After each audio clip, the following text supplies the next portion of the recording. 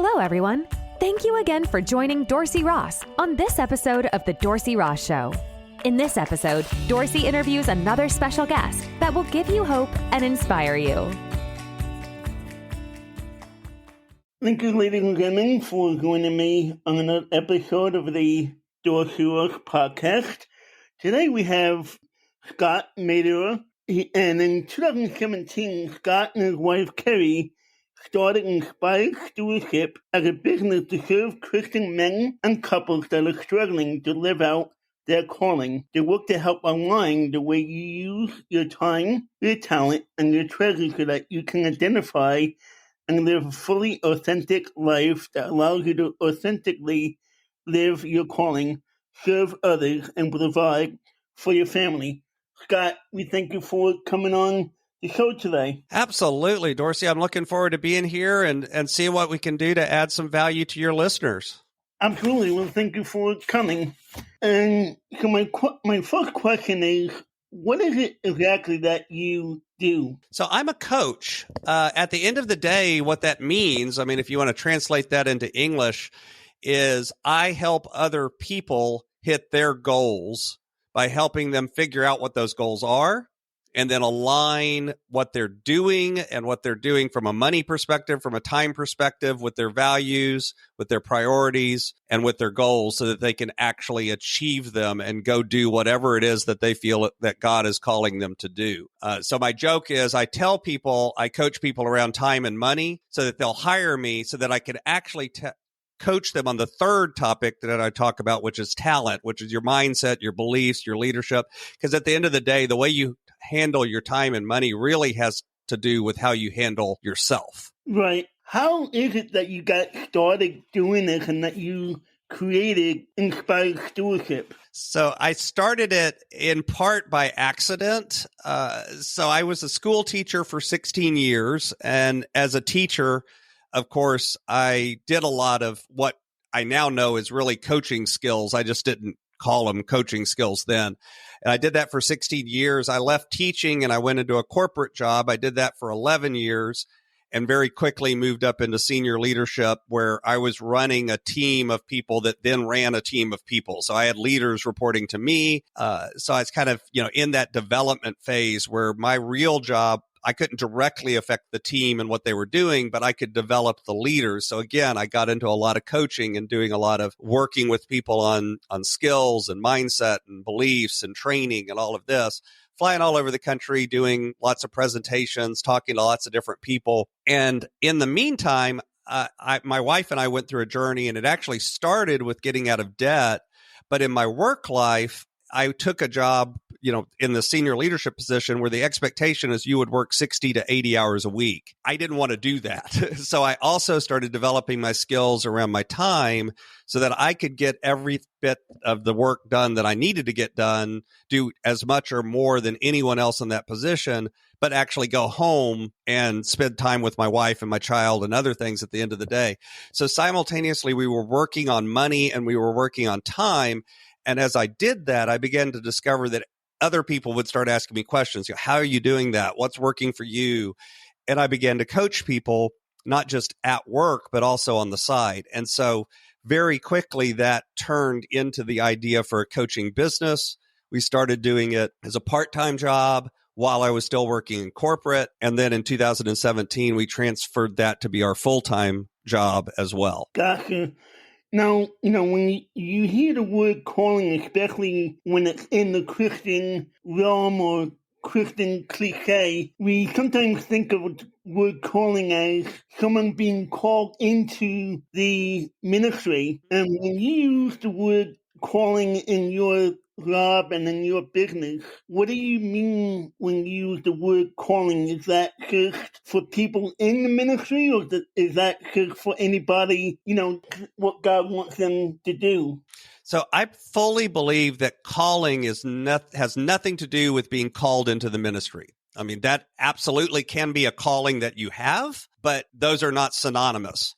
calling, it doesn't even mean your career or your job or what you do for a living. Calling has to do inherently with those skill sets, those beliefs, those values, the things that God has put into you and said, this is what you're made to do. This is what you're designed to do. This is how you can live out your authentic self into the world, how you can serve others. That may turn into something that's a business, that may turn into something that is a call into the ministry, that may call into something that's around volunteer work or being a parent or being a spouse. There's all sorts of ways your calling can be expressed. I don't think it's ever expressed in one way or even in one component of your life. Instead, it's about coming back to that core message of where do you find your authentic self? And then how do you help that to show up in the world for other people? And when you find ways to do that, oftentimes you'll discover it'll show up in your career. It'll show up at home. It'll show up in volunteer work that you do. It'll show up in your church environment. It'll show up wherever. But it's not necessarily tied to just what you do as much as it's tied to how you do it. Right. And how do you help someone identify their calling? So you ask a lot of questions. That's really it. I mean, that sounds overly simplistic, but the truth is most of us know what it is that brings us authenticity, that brings us joy, that, when we're doing it, we feel like we're ourselves. When we're saying it, it feels like it's an alignment. The problem is that we have a tendency to bury that. We have a tendency to ignore it and put it deep inside ourselves because maybe someone's told us in the past, you can't do that. You'll never make a living doing XYZ, or that's not really something that you're able to do. And so we begin to instill these limiting beliefs in ourselves, and we never really live it out. So I do an exercise that I call a combination of what I call a dream document and a life map. So a life map is looking backwards in time. It's looking at what have you done in the past? What did you used to dream about? What did you used to think about? Where have you done things that you really loved? Where have you done things that you didn't love? Where has your authentic self showed up even a little bit in the past? And then the dream doc is kind of the opposite. It's about looking forward, where we walk through questions and we think about, where do you want to go? What's your dream? If I took away all the barriers, if time and money and all of these things weren't in existence, and I gave you a magic wand and I said, what would you like your life to look like in 5 years? Well, what would it look like? And then between those two, we begin to bubble out of that. What is your authentic self? What are the things that you really feel most called to do? And then you go experiment with those things. And sometimes, by the way, you learn, nope, didn't quite get it yet. Let me tweak it a little bit. Other times it clicks and it's like, this is it. This is what I was put on the earth to do. And now let me go figure out a way to do that. And so that's really the process. It's a combination of looking back, looking forward, and then digging in and then experimenting to see, have we got it yet? Is it right yet? And what can we do to keep tweaking it and making it more right? Yeah. How do you help someone transition from working to living their calling? So for a lot of folks, that is part of the process. Now, it isn't always, but for a lot of folks, they're doing a 9 to 5 or they're doing a job that they may not really love. They may not really think is, it's just a paycheck. It's not really something I feel authentic or in full alignment with my values and my personality and what I do and all of that. And when that happens, 85, I think there's a survey that says something like 85% of people say that they are disengaged from their job. They don't really feel like their job is something that they should be doing. And so when you have that situation, of course, they're not happy. The person doing the job's not happy. The employer's not happy because the person's not doing the job to the fullness of their ability. So what we start to do is figure out what is the thing that you need to do to get to be able to do what you really want to do. So for a lot of folks, that comes down to first getting their money in order, because a lot of times what's keeping us in a, quote, bad day job, air quotes around that. A lot of times, by the way, it's not really that it's a bad job. It's just not the right job for you. is the fact that we've got bills to pay. You've got a house payment, you've got kids, you got to eat, all of these things.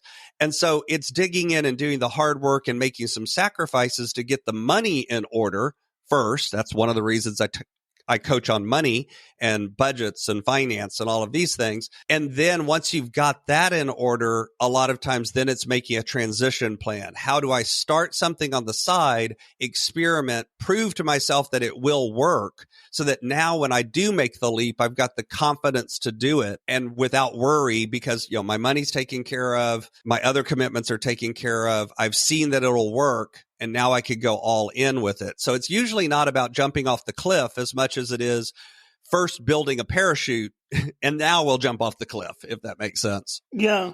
Now, this is, transition into what you were talking about before in the last question. How do you transition from a job that you hate to a calling that you love? Yeah, the answer is gradual. You don't usually do that by walking out the door. For one thing, when you're in a position that you hate, and I kind of touched on this in the last question, but let me dig a little deeper.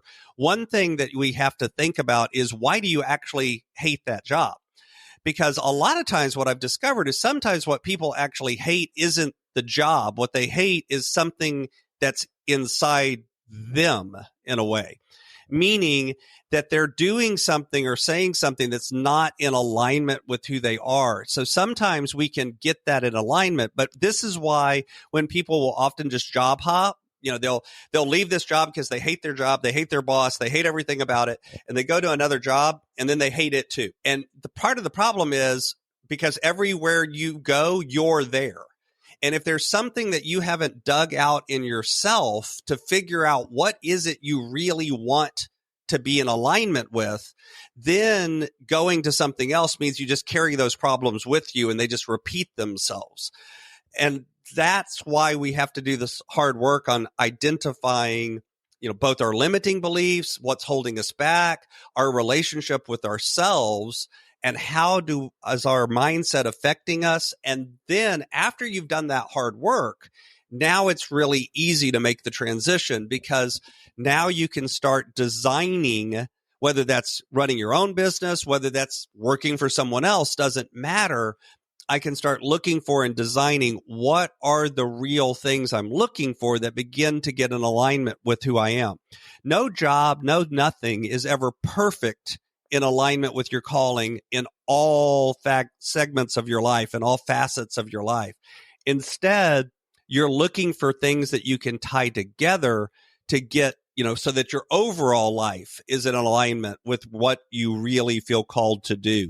You often have to express it in different parts of your life to really get that full picture. And would you be able to help that person be able to determine if they hate that job or to go from... Well, sure.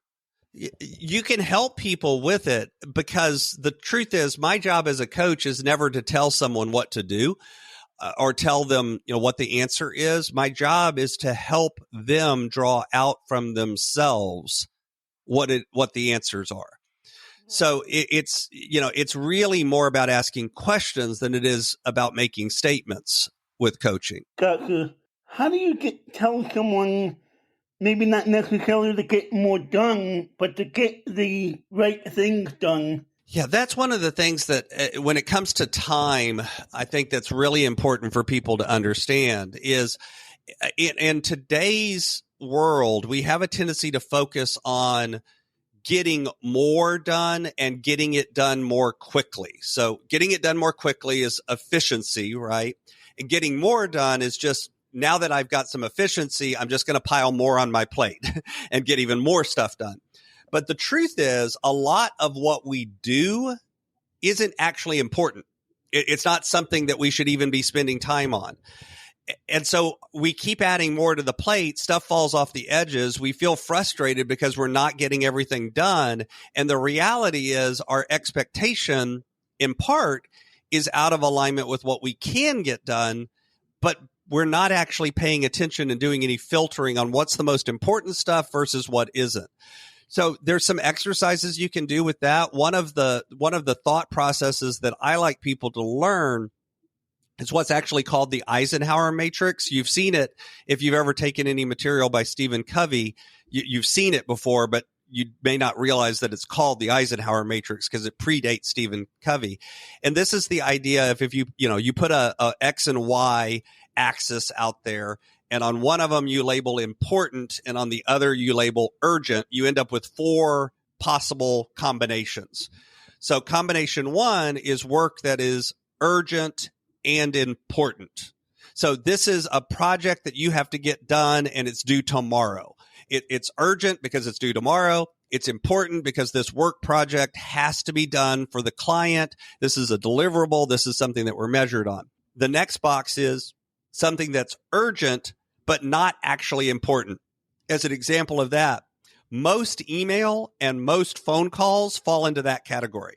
The truth is, when your phone rings, what we usually do is the phone rings, we just instinctively grab it and answer the phone. You really need to think about, am I doing work right now where I don't need to be answering the phone? I can let that go to voicemail. I'll call them back in a little while. Same thing for emails. We have a tendency to keep our email box open.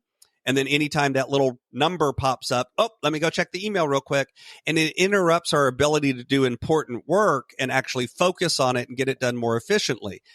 The next 2 boxes, so we've got important and urgent. We've got urgent but not important. You've, of course, got not urgent but important. This is about doing things like long-term planning. This is about doing things that develop yourself. This is about doing things that actually add more skills and abilities to you, but we actually don't usually do a lot of that stuff because I call it the tyranny of the urgent. We have a tendency to only be focusing on the urgent stuff instead of focusing mainly on the important stuff. And of course, the last box is not urgent, not important. This is binging on Netflix. And sometimes we spend a lot of time in this box too, because somehow or another it feels, I've got to decompress, I've got to relax, I've got to get this done. But as you begin to go through your task and begin to identify what really are the things that move the needle, what are the things that really I should be doing, what are the things that I can, I call it the D's, delegate, or dump out of my life? What are the things that I just shouldn't be doing? Because oftentimes we say yes to things without actually thinking about everything you say yes to automatically means you had to say no to something else because you've only got 24 hours in the day. You can only get so much done. It's called opportunity cost. And just like you have that with money, you have that with time. And so instead of paying attention to that, we just keep piling more onto our plate. And so it's really about teaching people to think about what is it that they are doing, pay attention to it, actually measure it, actually focus on it, actually pay attention to it, and then begin to filter out by saying no to stuff that at the end of the day really doesn't matter and saying yes to the stuff that really does matter. And so as an example, what's the first thing you should put on your calendar? The stuff that's most important to you, which may be, for instance, spending time at your kid's soccer game. But Right. instead, what ends up happening is we fill up our calendar with everything else, and then we have no time for the kid's soccer game, and now we feel guilty about it. So it's really about doing those exercises to think about what is the most important stuff, and then make sure you're taking care of that first. Right. That's a good way of saying that. How would someone determine or decide, for themselves or get advice on whether or not they need to go to a coach or need a coach in their life, like yourself? Mm-hmm. Well, first off, I think everyone needs coaching at different points in their life from different people. Sometimes that coaching is a formal business relationship, hire a coach. Sometimes that coaching is just sitting down with a mentor or a friend and getting advice. That still kind of falls into that realm of coaching. It's just kind of unofficial coaching. So I do believe everyone needs coaching from time to time. But as far as do you need an actual, formal coach in your life? A lot of it has to do with identifying where are your frustrations coming from. So as an example, I also think counseling is something that people need to think about. And counseling tends to be more focused on looking at the past so that we can unpack and decompress and re-examine that so that we can move forward more effectively. And I put coaching in the category of, okay, now that you've done some of that work, let's look at what can we do to move forward more effectively. And maybe you don't need the counseling. Maybe you just need to look forward. Then you would be looking at a coach. Coaches tend to be action oriented. They tend to be helping people put something into action. You've got to be ready to take action. You've got to feel comfortable with the idea that things aren't perfect today, and I am going to be working on changing them to make them better. Because oftentimes, if all you do, if you don't want to change anything, well, then coaching's not going to help you, and it's not time for coaching because you're not ready for it yet. So it is about identifying, are you ready for change? Are you ready to do the hard work? Are you ready to actually take an active process so that you can begin to make changes that move you towards what you really want? The answer to that is yes. Then I would explore trying to find a coach that's a good fit for you. And as part of that, let me, be crystal clear. I'm not the right coach for everybody, and I don't believe I should be. I don't believe I can be. I don't even want to be. So this isn't me pitching me and saying, hey, go hire me. But at that case, if you're really ready for that change, you do need to start looking around and saying, is there a coach that I fit with that has similar values, has a similar philosophy, has a similar mindset? I feel comfortable with them. I would feel comfortable with them challenging me and asking me difficult questions. I can trust them. And then when you find that person, that's the coach that you need to be working with. Gotcha. Now, going to a financial question here, there's a lot of people, in the United States that are in debt. How do you tell them to get out of debt? What is the easiest way for them to get out of debt? The first thing that they have to realize is there's no easy way. Generally, people don't get into debt suddenly. For the most people, they get into debt by death by 1,000 cuts. It's all about the little things. It's overspending a little bit here, overspending a little bit there. Yes, every once in a while someone gets into debt because of like a medical situation or something like that creates a large debt, a massive debt in one fell swoop, but that tends to be less common. And so it's recognizing that what causes the debt fundamentally is that you are deciding to leverage future income for present activity. In other words, I want it now, but I don't have the money today, so I'm going to pay this money with future income. That's really all debt is you're promising future income for activity today, something that you purchased today. When you begin to realize that, you can recognize that you've got to change that belief. You've got to change the idea that it's okay to leverage future income for activity today. If you've decided that that's no longer true for you, now you can begin to change the behavior and actually, quote, live on less than you make. And the truth is, if you do that and you do something smart with the difference over a long enough period of time, you become financially independent. Then you don't have to worry about it anymore. So this isn't about, quote, saying, all debt is bad, or that there's never a reason that you've gotten into debt, or that, if you're in debt, you're somehow an evil person or anything like that. It's really about identifying, is this something that you want to do? Once you've decided it isn't, then what are the changes we need to make in our behavior and our mindset and our philosophy so that over time we get out of debt? So I'm not a big proponent of, cut everything and live in a cave and only come out on triple coupon Tuesdays and this kind of things, because it doesn't last. It's like a crash diet. It doesn't work. Instead, it's about making those fundamental changes and then changing that over time so that you get to where you want to go. Right. What does the acronym DISC mean? So DISC is actually a personality activity that you can do. It was invented a long time ago by a gentleman by the name of Marsden. The philosophy behind it is, at that time, everyone was looking at abnormal psychology. And he said, I actually want to go look at normal people, air quotes around the word normal, and figure out how do they view the world. And so what he basically came up with is this, and play along with me here, Dorsey, because you can actually kind of go through it. He said, at the end of the day, most people either view the world more from a task lens or from a people lens? And let me translate that. In other words, some people think when I give them a job, the first thing they think is, oh, what do I need to do? Let me break that down into the steps. Let me think about the task. Let me think about, the outcomes. What is this going to look like? Other people, if you give them something to achieve, they immediately begin thinking about who are the people I need? Who do I need to recruit to this? What do I need to pull in from other people and skills and resource, or who am I going to get to work with? So would you agree that most people either at a broad generalization, kind of think about the world from a task point of view or from a people point of view? I would say they think of the world as a task point of view. Well, and I'm not asking what do you think most people do, but would you agree that you can put people into those two buckets? Oh, absolutely. Okay. And if you do that for yourself, do you have a tendency to think more about task or about people? I would probably say task. Okay, perfect. And by the way, there's no value judgment to this. There's no good or bad. There's no right or wrong. It's not that if you think about people first, you're a good person or a bad person. If you think about tasks first, you're a good person or a bad person.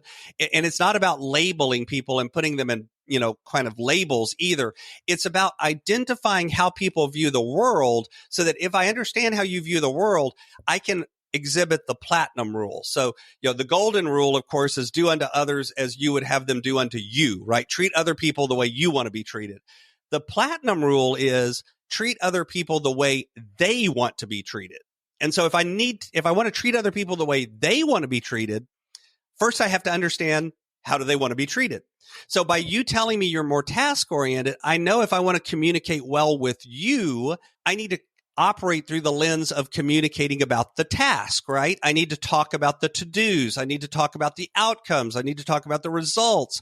I don't need to tell you, here's the 7 people you're going to be working with. Not as the first thing. I may tell you that later, but the first thing you're going to have, want to know if I'm communicating with you is through the task. So I can communicate with you better by knowing kind of how do you view the world.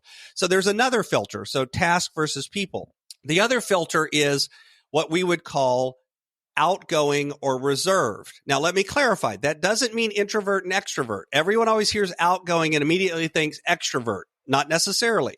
You can actually be an outgoing introvert and you can be a reserved extrovert. It is possible. So outgoing and reserved really have more to do with kind of how does your energy run? How does your internal body sort of run out into the world? Are you a high energy person that kind of gets up in the morning and man, it's like, boom, I am out there. I am high energy. I talk fast. I talk a lot. I'm very active. Or are you a more reserved person? So you kind of want to sit back, see how things are going, read the room, kind of let your energy go, and you're slow and steady kind of wins the race kind of person. You talk a little slower. You're not quite as quick to make a decision. You process a little slower. So when somebody asks you a question, you want to think about it first and then you'll answer. Or outgoing, you'll kind of process out loud. You'll just answer as you go and keep going until you get to the answer. So would you say, again, is it fair first to put people into those kind of, some people are outgoing, some people are reserved sort of classification? Yeah, I think so. I think that would be fair. And where would you put yourself, outgoing or reserved? I would probably say reserve. Okay. So you've said that you are a task-oriented, reserved person. So now let me kind of draw back a minute. Again, if you can put people in task and people and outgoing and reserved, just like we were talking about the Eisenhower matrix, that gives us kind of 4 categories. Those 4 categories are labeled D, I, S, and C in this model. Now, it's really more complicated than that. You're usually not just one of these buckets. I've really dramatically oversimplified this process. You're usually a blend of at least 2, if not 3 of these. But very quickly, let me kind of go through what the big buckets are and then recognize, again, if this is something we can dig into more deeply. You can take assessments. You can find it out, in more detail, because you're really not going to just fit into one of these buckets. So when I describe it, you're going to go, well, I've got some of that, but I'm mainly this, and that's okay. That's normal. That's actually correct. So the D are the task-oriented, outgoing people. These are your results-oriented people that are really all about getting it done. They're the high drivers. They're very dominant. They tend to be very direct. They're out there in your face. We all know those folks, okay? That's usually about 10% of the general population. But like, for instance, if I walk into a room full of entrepreneurs, a lot of D's in the room, okay? Because they're out there getting stuff done, taking names, kicking butt, chewing bubble gum. At the end of the day, though, they also occasionally kind of, quote, leave bodies in their wake. These are the folks that aren't always real thinking about other people and the impacts of their decisions. That's not because they're bad people. It's just because they're so focused on the result and they don't always think about the people. So they have to learn to do that other. So that's the D, right? The dominant driver kind of person. The I stands for inspirational. So these are outgoing, people-oriented people.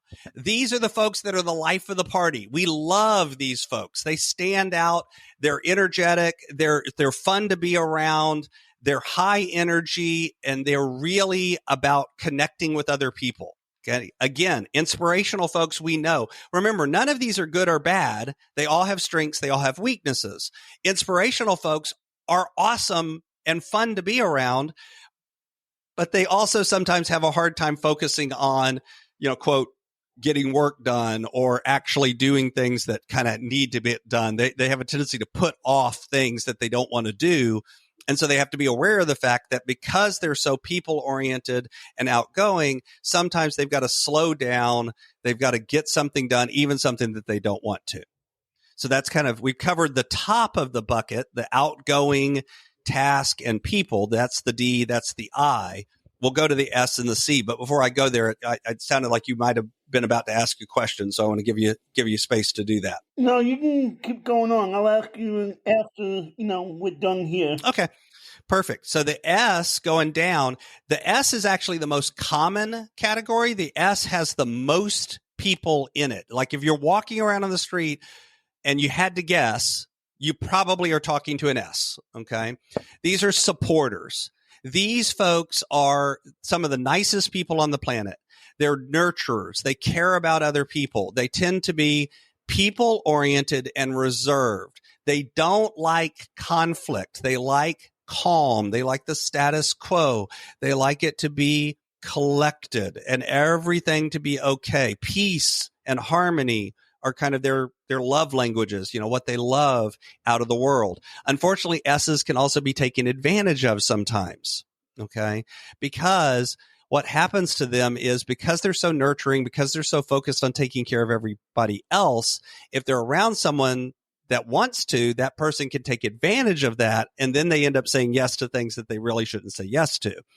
And so supporters have to be really careful about being overly accommodating and saying yes to too many things. So the last category, so that's DIS. Now let's do C, which, by the way, is the bucket that you put yourself in. A C is the cautious type. They tend to be detail-oriented.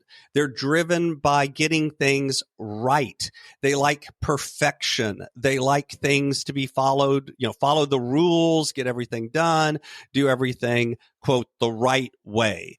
They'll take a long time to do task, okay, because they want it to be right. They want it to be perfect. So again, these are the task-oriented but reserved people, and they tend to be the cautious type. They tend to take a little bit more time to plan. They take a little bit more time to get it done. They tend to do everything once and check it 3 times. That's their kind of personality and how they view the world, and they are motivated by getting it right. So we've got these kind of 4 big buckets. But again, remember, you're probably not in one of these buckets. You kind of put yourself mainly in the C category, but odds are good, as I kind of described the other things, you heard at least one more, maybe even 2, where you're like, well, I've got some of that in me too. And that's really the truth. Most of us are a blend of at least 2, if not 3 of these. So it's not as simplistic as just 4 buckets. But that's what DISC is and kind of how it stands. And like you said, when you were talking about supporters as well, I could see myself in that sometimes I give, I give myself to too much or, many people, and I'm like, they almost like take advantage of me type situation, if that makes Sure. sense. And odds are really good. You've got a really high S component as well as the kind of C component. So you're what we would call in disc parlance a CS or an SC. Not sure of which one is, quote, more dominant, and we could dig into it and keep going and probably figure it out. But you're one of those kind of blends. And what that means, and again, none of these are a value judgment. None of these are good or bad. But that does mean that as I talk to you, knowing this now, what I would want to do is make sure, because see, I'm an outgoing person. I'm a high energy person. You probably have picked up on that already. And so when I'm talking to you, I need to talk a little slower, talk a little calmer, give you a little bit more time to process, not because there's anything wrong, but that's because it's more comfortable to you. It would make you more receptive. Right. And so, I need to know this about you so that I can communicate with you better, and so that you could communicate with me better. And so that's kind of how that process works. And how do we use this to lead others well or lead others better way? Sure. So it's all about knowing who they are so that they will know that you care. The John Maxwell quote is, people don't care how much you know until they know how much you care. And I've also heard that it's given and said, there's 50 other people that have said it. So I'm not really sure who said it first, but regardless, I heard it first from John Maxwell. So that's who I'm going to say it was from. It's about realizing that we need to understand other people so that we can actually care about them. So this isn't about manipulating people. This isn't about using this to make them do what you want. It's about understanding how people are wired so that as we come to them, we can give them what they need so that they can operate in their best place. They can operate from their authentic self. So if somebody's, a C, I know that they're going to ask a lot of questions and they're not going to need a lot of details. So when they start asking questions and needing details, why would I get mad at them? And yet what tends to happen is their boss maybe is a high D, and their boss is like, oh, why do you keep asking me all these details? Just go get it done. But if they understand that they're operating from their authentic self, they're operating from this idea of perfection, they want to get it right. Their best way of getting their results is to give them the data and the information so that they can understand it. Well, then I'm not frustrated with them anymore for asking questions. In fact, I can preface it and I can say, hey, Dorsey, I know you've probably got some questions. I kind of just gave you the task that you need to get done, but you've probably got a few questions. What are those? Ask me your questions. I can actually let the person express themselves, and the person now feels valued. Why? Because they are valued. So one of the things I used to do when I had a team is I figured out who are my S's, who are my supporters. And then I put an event on my calendar once a week to get up from my desk, leave my office, and go visit with these people for a few minutes. When I say visit with them, I just mean visit with them. I don't mean talk to them about work. I mean, talk to them about their kids, talk to them about, their spouse, talk to them about the baseball game last weekend, talk to them about whatever. I figured out what was important to them. And then I went to them and I asked them about those things.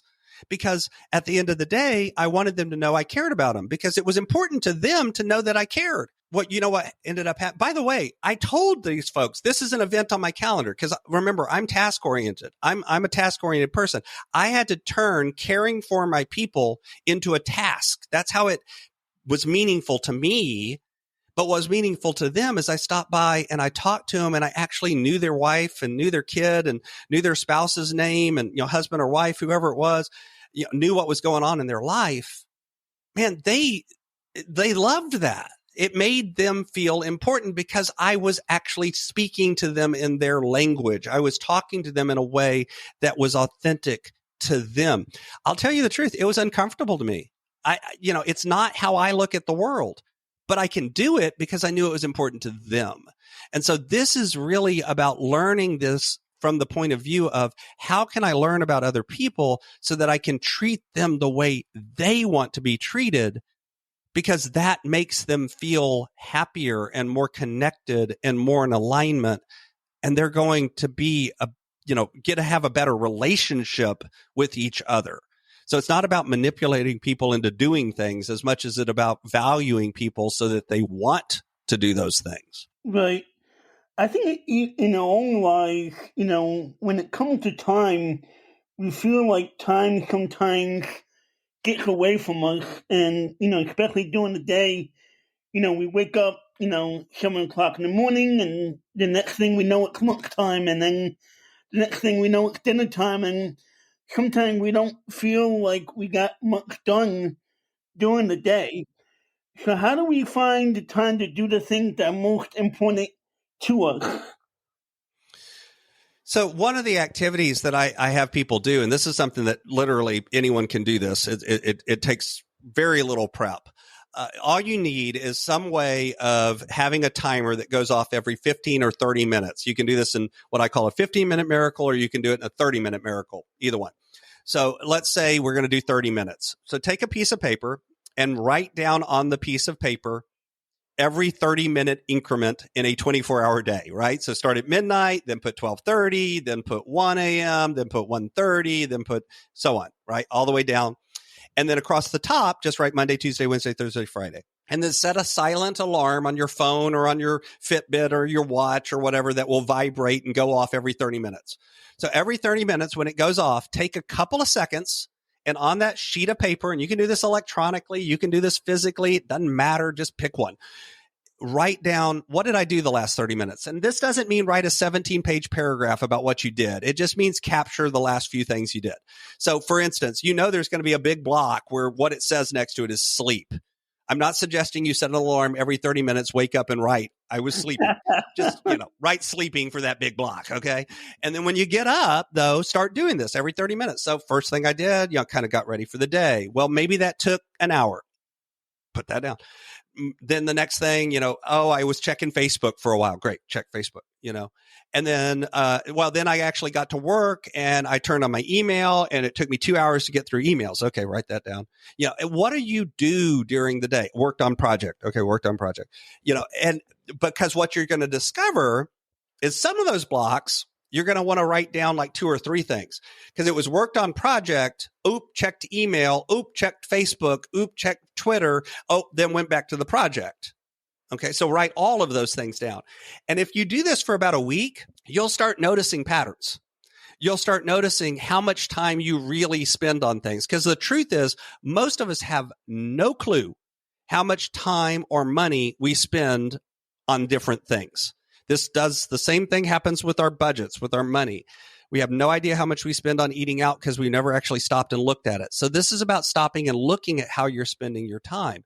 Because as you do that, you're going to notice that you probably in one way have way more time than you thought you did, and in another have way less.